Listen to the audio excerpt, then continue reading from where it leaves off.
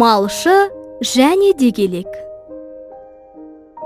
Малшы торын лақтырып еді, бірақ торға тек құстар ғана ұсталды. Құстардың кейбірі мұнда тамақ іздеп ұшып келеді.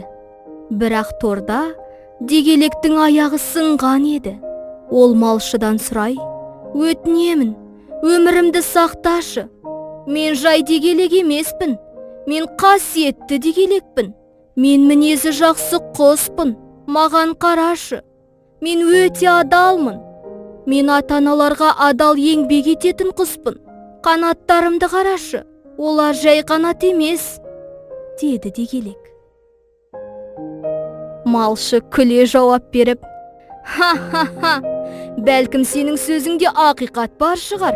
Бірақ мен сені қарапайым дегелектермен бірге ұстап алдым. Және солардың ішінен біреу менің тұқымымды ұрлады.